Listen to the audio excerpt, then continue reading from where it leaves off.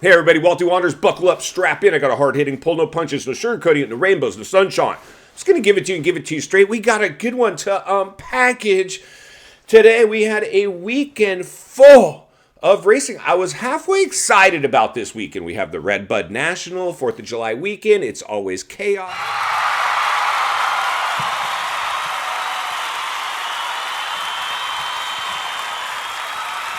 And crazy, and the fans are awesome. Then we had World Supercross kicking off with speaking of kicking it off with our good friend, fittingly so, Kickstart Kenny.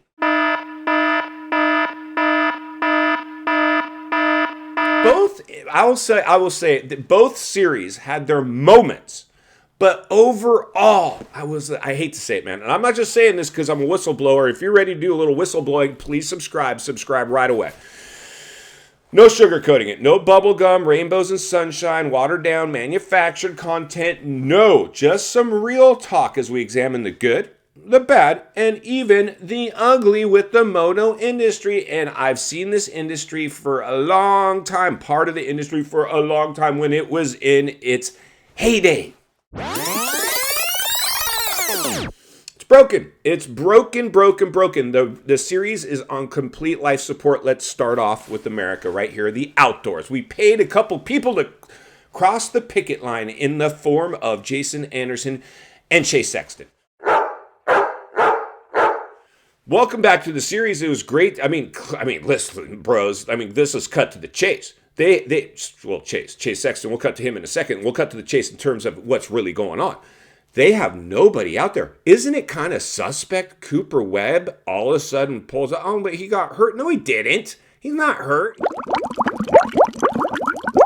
He decided he don't want to go out there and probably rather be at the lake this weekend for 4th of July suffering through some motos and get embarrassed by Jet. Everybody's getting embarrassed by Jet. And we have clearly nobody ready to challenge him. We will need somebody to get lucky.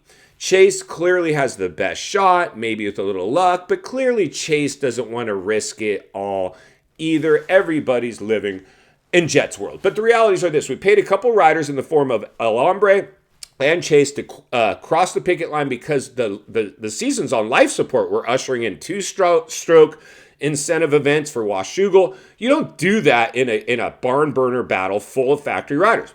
This thing's a massive. And then that leads us into World Supercross. World Supercross, I was kind of excited to see they dropped the ball. American Supercross and the American Series has nothing to worry about as far as I'm concerned anymore after watching this weekend's World Supercross. It was boring. It was clearly an exhibition race. A lot of the riders were just packing it in, collecting a check. They weren't out there to really battle. Kenny was the only one really that looked like he was halfway going for it. I'm sure some of these other dudes are going. Vince Freeze was going for it, but that guy's he's just a little different. He's in a world all of his own, and he even managed to pull some Vince Freeze stuff out there. Our good friend Mike Alessi yard sales it. Looks like he's dead, and then he gets carted off, and apparently he's fine. So Cole Seeley, again, I see him just do a basic tip over, and next thing you know, he's packing it, collect the paycheck. It's an exhibition, but they dropped the ball. I don't know, when you guys watched World Supercross, did you notice? I was watching, I don't know, on YouTube or something, somebody posted the race. They were playing.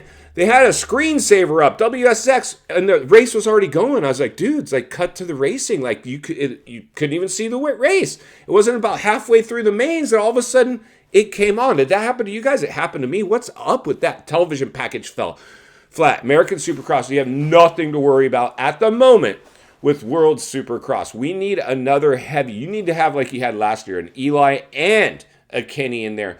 Just Kenny alone is not going to launch this series.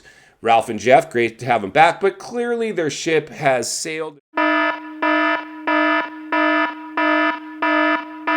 I appreciate the nostalgia.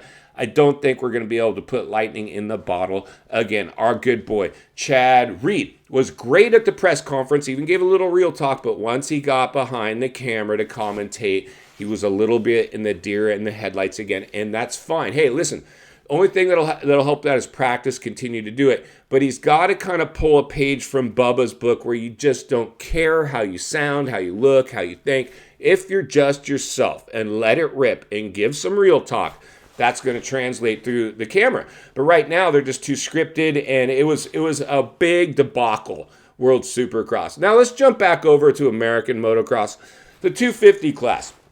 We talked about this before.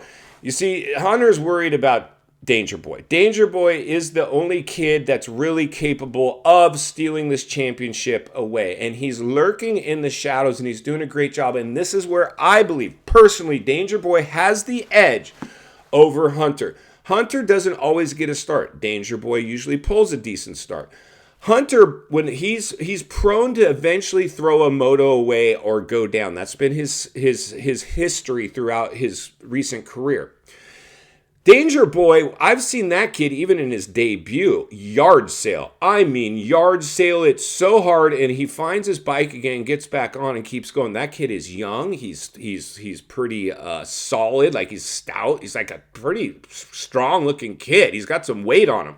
That kid can yard sale it, and because of his age, he can bounce back up and get on that bike. Hunter, he finds the ground. He's a little older. His body is got as much baby fat on it, and he doesn't seem to be able to climb back on the bike. Now, I'm just saying, man, I believe Danger Boy's got a legit shot to win this thing. He might not do it convincingly, similar to how we saw Chase win Supercross courtesy of the fastest rider getting hurt.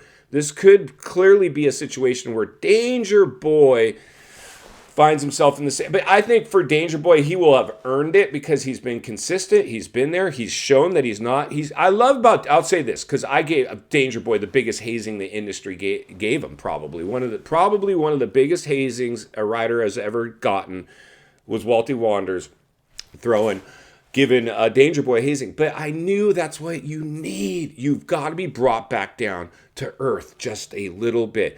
But I like the way he's responded to the critics. I like the way he's responded to adversity, yard sailing it on the track. I like the way he's responded to almost everything. Still a lot of growth for the kid in his rookie season. Clearly a standout rider that's poised. Don't be surprised if he packs it, if he takes this thing home and he ends up winning this. I can't wait to see, because what'll happen at some point is his star will get so big, the silly season will get sillier, with Danger potentially talking somewhere else. I don't know. I'm sure Star Racing is spending tons of money to make sure they keep Danger over at that tent. And if these guys are smart, especially these kids, start your career with a manufacturer, end it with a manufacturer. We see so much musical chairs continuing to just go for the money grab. I'd rather be happy making less money than miserable making more. If you're just going for the money grab constantly, if you find a bike and a program you like, you stick with it and you finish your career. It's not going to be perfect, but I wouldn't be surprised if Star tries to keep Danger over there. We'll have to dissect these things down a little further moving forward. A lot to unpackage this week in final thoughts. I come to you as a friend, as a content creator, as a moto guy who wants to see not only win on the track, off the track. I believe World Supercross is nothing more than an off-season exhibition race.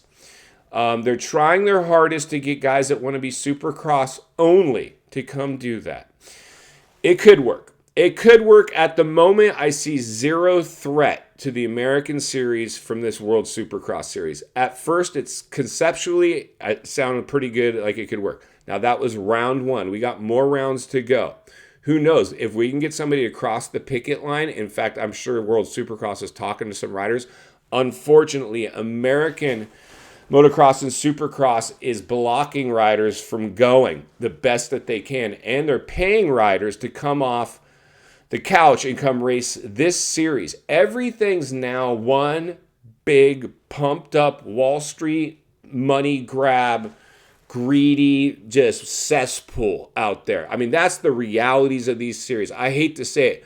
Like I said, back in the day, we did not have this type of watered down, manufactured bubblegum racing. It was more core. Nobody wanted to leave America because It was so good here. It was so good here. Now it's just become Wall Street in moto. A bunch of dummies don't even know how to ride a bike now, orchestrating how this thing's.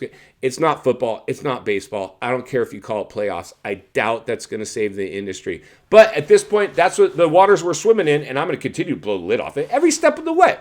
Because it's not only what we need, it's in fact what we deserve. If you appreciate the content, I want to humbly ask you to give the video a like, subscribe to the channel, leave a comment below. I'd love to hear from you. Social media link in the description of this video if you'd like to contact me. Enjoyed this video? I know you're going to love the next video on your screen, and there's an easy subscribe icon for your convenience. As always, thank you for your time. Don't go over the bars. I'll see you on the next video.